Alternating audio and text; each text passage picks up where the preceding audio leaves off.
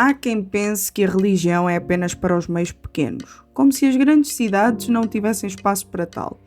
Assim como há quem pense que a cidade apenas traz tudo o que é mau. E enquanto estar fora da cidade, isso sim significa ter paz e viver de forma centrada. Agora, será isto uma realidade? Ou terá a Igreja um papel importante na cidade?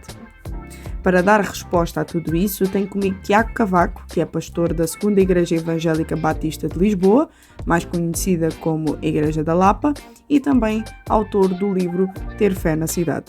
E eu sou Ana Margarida e começa agora mais um Entre Linhas.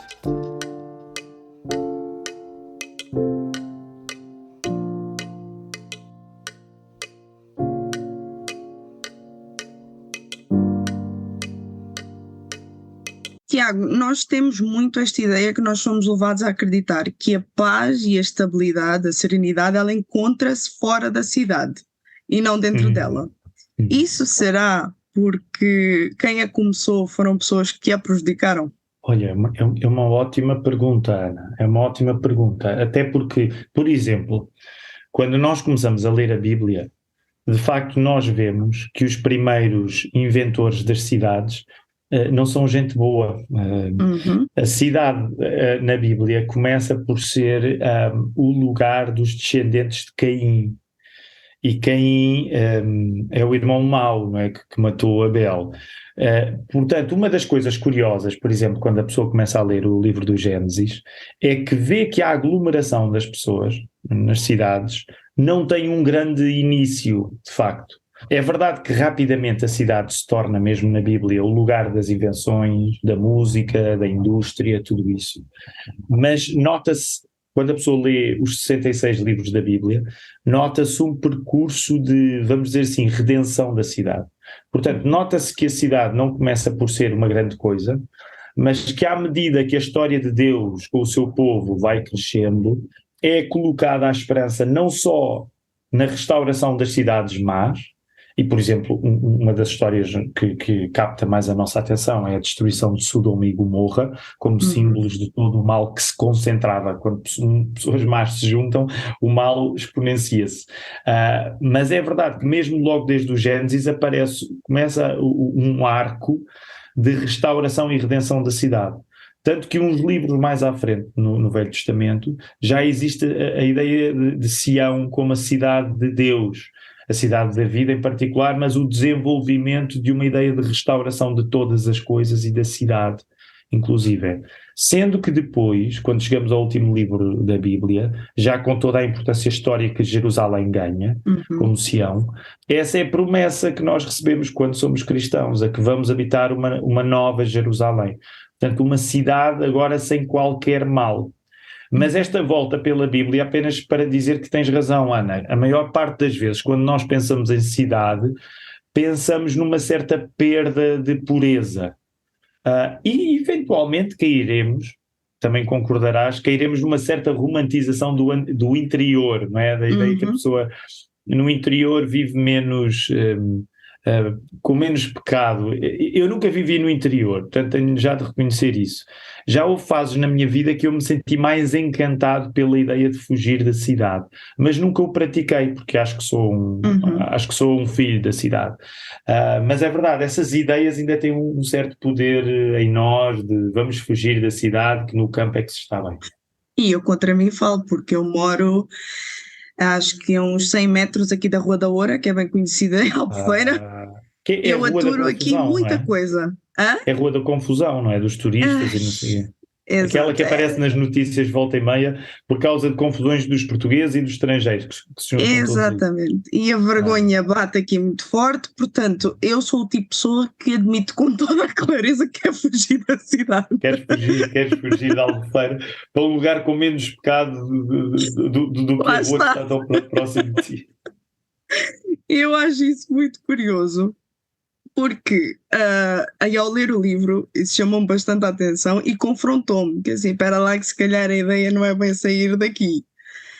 Porque no primeiro capítulo do livro é explanado o modelo bíblico de cidade e depois o próximo é o modelo bíblico da congregação, da igreja. Quando o Tiago escreveu isto, fez isso propositalmente, já para apresentar a ideia de que a igreja ela é necessária dentro da cidade e ela faz parte da cidade, ela não pode estar Sim. fora. Quer dizer, como calculas, a igreja pode e deve estar em qualquer lugar, portanto, nas cidades, no interior, onde estão pessoas, o plano de Deus é que haja igreja, não é? Tanto que quando nós vemos a chamada que o nosso Senhor Jesus faz em Mateus 28, para a pregação, para o dever do testemunho de todos os crentes, ele de facto fala em cidades, Jerusalém, Samaria e por aí fora, até os confins da terra. Portanto, dá-te a ideia que até um confim da terra, desde que tenha gente, é o lugar onde Deus planeou que uma igreja possa existir também. Agora, também é certo que quando eu estava a escrever o livro surgiu, creio eu, portanto, o livro é de 2015, creio eu, 2014, 2015, eu acho que é 2015, e nasceu de um certo ímpeto, numa altura em que nós, portanto, estávamos aqui na Igreja da Lapa e tínhamos um evento especial que durante meia década fizemos, que à falta de melhor nome, chamávamos o fim de semana cheio na Lapa, em que nós tentávamos, e graças a Deus, Deus deu-nos a graça de conseguir isso, convidar pessoas da nossa cidade, portanto, independentemente de se tinham fé ou não, muitas delas não tinham, mas fossem artistas, políticos, gente da cultura, para conversar connosco. E de facto tivemos uma experiência ótima de sims, portanto as pessoas vinham conversar connosco, pessoas da comunicação social, da política, das artes, da música, por aí fora. E nessa altura, quando eu escrevi o livro, havia o interesse de num desses fins de semana cheios na Lapa, como nós chamávamos, podermos passar um testemunho da própria história da nossa igreja, que era uma história curiosa. Porquê? Porque em 2007 eu tinha com outras pessoas começado o início de uma nova igreja, portanto eu estava na Igreja Batista de Moscavide e o pastor lá, o pastor Teo Cavaco, junto com a igreja, colocou-me a mim e a outras famílias em São Domingos de Benfica para abrir uma igreja nova. Quando nós nos tornámos autónomos, portanto, quando saímos da Igreja Batista de Moscavide em 2012, recebemos um convite para vir para uma igreja antiga que estava a passar por muitas dificuldades, segundo a Igreja Evangélica Batista de Lisboa, que é onde estamos, chamamos a Igreja da Lapa. A Igreja da Lapa, sim. O que tinha acontecido é que num espaço curto de tempo nós tínhamos passado pela experiência de uma plantação de igreja e de uma revitalização de uma igreja antiga, sendo que uma das experiências especiais que nós tínhamos tido ainda no tempo de São Domingos de Benfica era iniciar este tipo de conversas com pessoas fora da igreja.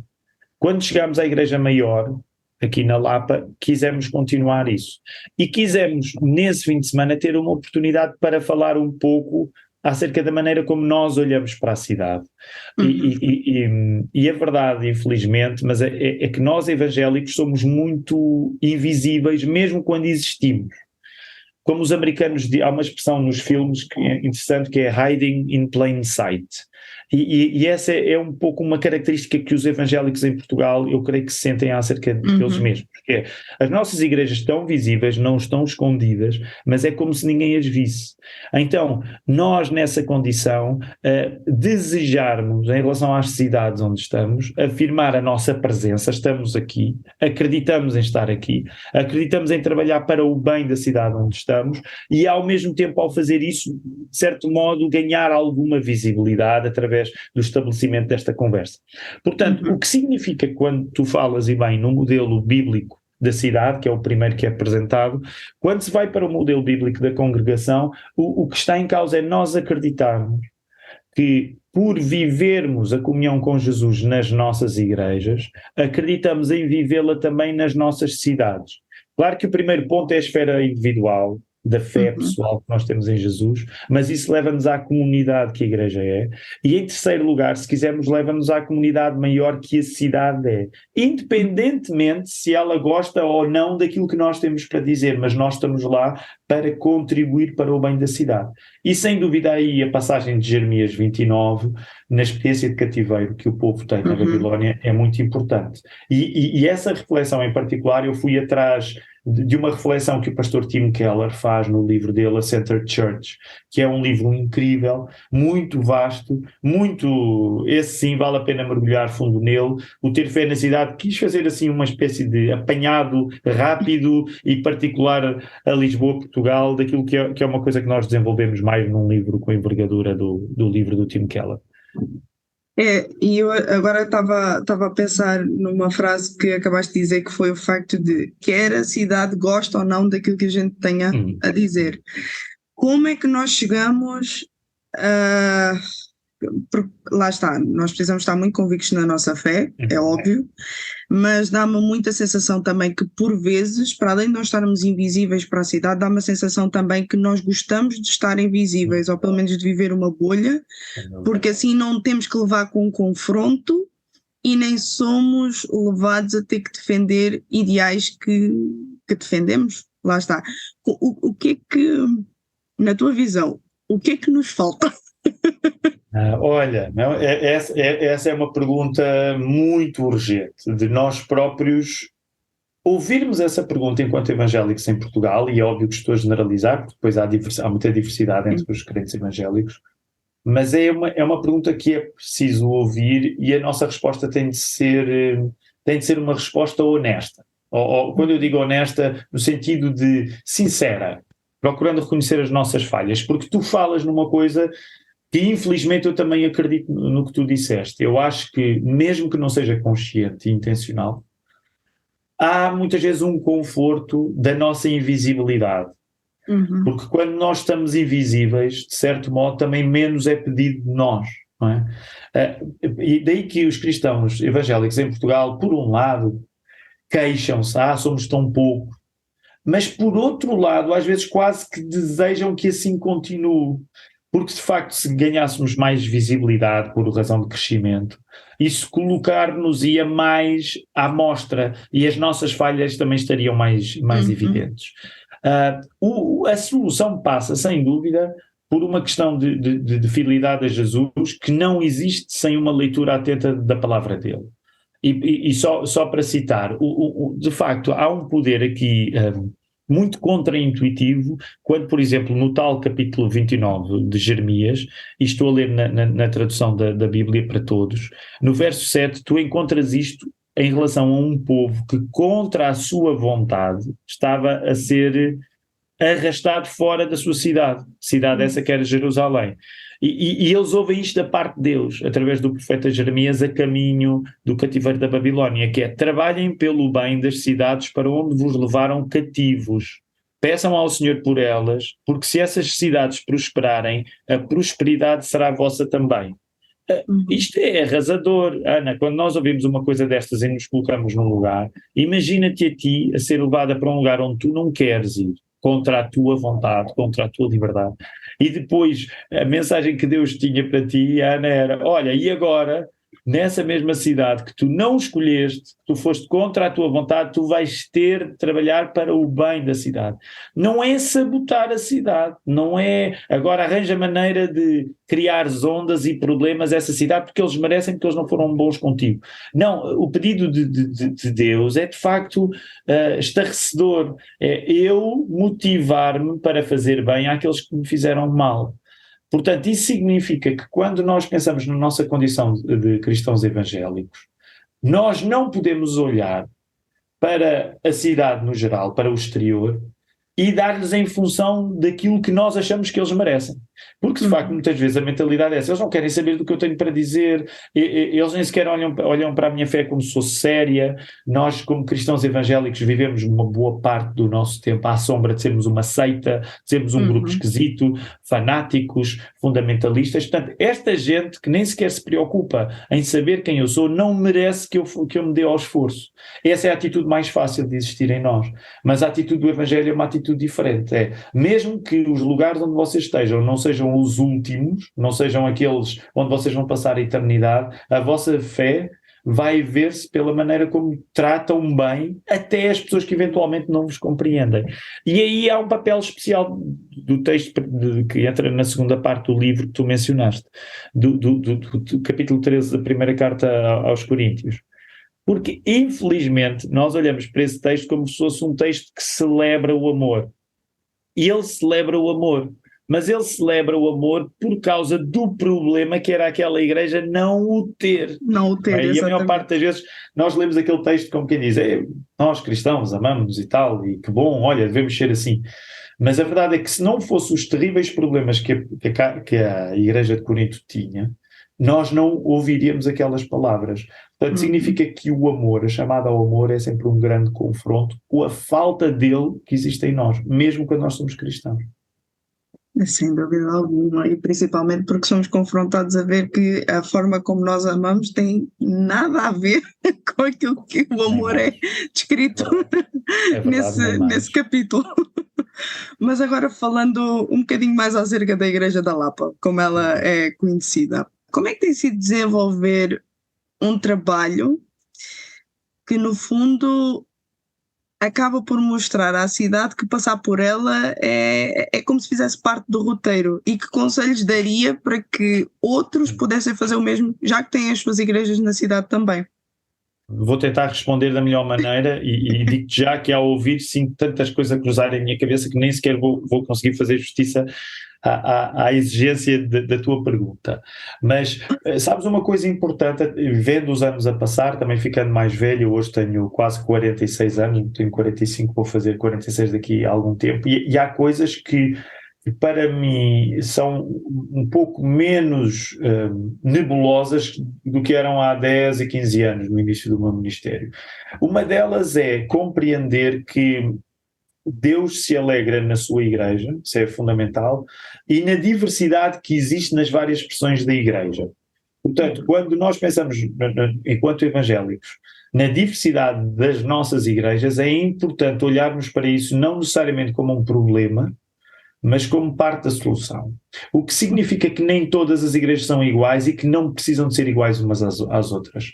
Sabes porquê que eu digo isso, Ana? Porque, por exemplo, no início do meu ministério, como pastor, um dos erros que eu caía era achar que a igreja que eu servia tinha de ser boa em tudo.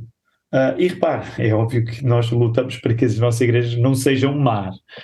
Mas uma das coisas que hoje sei é que, dependendo do contexto de cada igreja, há igrejas que vão ser melhor em alguns aspectos e não vão ser tão boas noutros. Por exemplo, eu sei que a Lapa, por ter feito este caminho, pela graça de Deus, acaba por ser uma igreja mais sensível a este tipo de questões. E não me passa pela cabeça, portanto, o ponto do meu argumento agora é este, não me passa pela cabeça que outras igrejas tenham de ser iguais à Lapa e sentirem-se culpadas quando pensam, por exemplo, que nunca receberam, vamos dizer assim, pessoas ilustres da sociedade. Compete agora a todas as igrejas arranjar maneira de ter aqui umas conversas aparentemente sofisticadas com pessoas ilustres. Não, eu acho que não. Atenção, acho que é uma coisa de facto especial que tem acontecido na Lapa, que é desejável, concordo inteiramente contigo, é desejável que outros façam isto, mas ao mesmo tempo não é necessário que todas as igrejas lutem pela mesma coisa. E deixa-me agora dar um exemplo negativo, vamos dizer assim, da minha igreja. Por exemplo, há igrejas próximas da Lapa que fazem um trabalho a nível de apoio a pessoas carenciadas, que tendo a Lapa também alguns ministérios com foco nisto, mas que não consegue ser, a Lapa não consegue fazer. Dou-te um exemplo até para isto não ficar abstrato. Ainda na semana passada tive o privilégio de estar na Casa da Cidade, do pastor João Martins.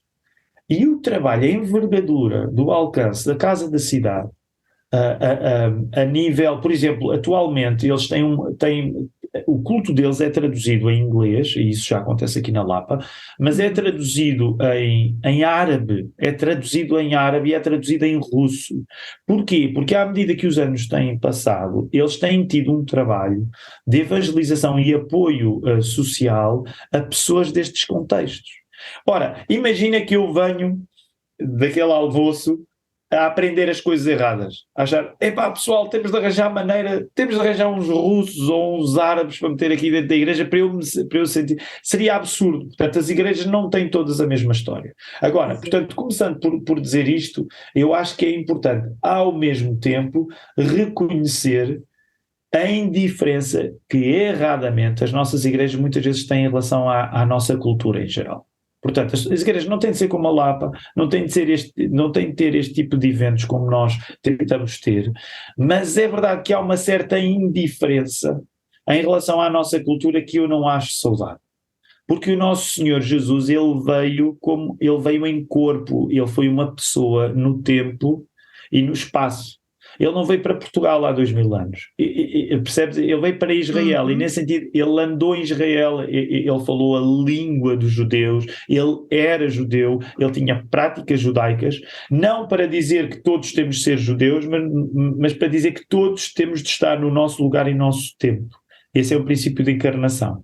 Quando os evangélicos em Portugal, sendo evangélicos em Portugal, no tempo que nós vivemos, no século XXI, são indiferentes ao seu tempo e são indiferentes ao país onde estão, isso não é uma boa imitação de Jesus. Agora, não significa que as igrejas agora tenham de se armarem, vamos ter de arranjar maneira de ter aqui uns colóquios, mas significa que precisamos ganhar um pouco amor à nossa cultura. E só para dar ainda uma ilustração em relação a isto. Uma das coisas curiosas, por exemplo, ainda agora nós estamos a viver uma pequena crise política, e eu não vou falar de política nem vou fazer campanha de coisa nenhuma, mas Ana, só para dar ilustração, alguns dos atores desta crise política já passaram pela Lapa, já estiveram aqui. Ora, se eu os vir como políticos, e aqueles políticos, mais uma crise, eles a tramarem a nossa vida, provavelmente a minha vocação de cristão enquanto eles não vai ser muito horizontal. Eu vou achar que de certo modo eles fazem parte do lado errado do mundo e eu faço parte do lado certo. As coisas mudam quando, por exemplo, tu já os recebeste, que foi o caso. Portanto, um dos políticos que agora está na Berlinda, ele foi recebido aqui. Nós conversámos com ele, nós orámos por ele. Portanto, significa que ele não é uma vamos dizer assim, uma figura longínqua para a qual nós já nos dispomos a desconfiar. Não, ele é uma pessoa. Portanto, o nosso coração já está, independentemente de concordarmos com esta pessoa ou não, a nível político, mas ele existe para nós de uma maneira que não teria existido se nós nunca tivéssemos aberto a porta das nossas casas. Portanto, este eu faria quase uma espécie de apelo em relação a isto. Quando as igrejas são lugares que abrem a sua porta para receber pessoas, mesmo que estas pessoas que nós recebemos não adiram à nossa fé, nós passamos a lidar com elas de um modo mais cristão, porque elas foram recebidas, elas existem em carne e osso, não são apenas símbolos sociais ou culturais, são pessoas com um rosto, e isto muda muito. O Entre Linhas contou com a participação especial de Tiago Cavaco e com a apresentação de Ana Margarida. Realização RTM Portugal.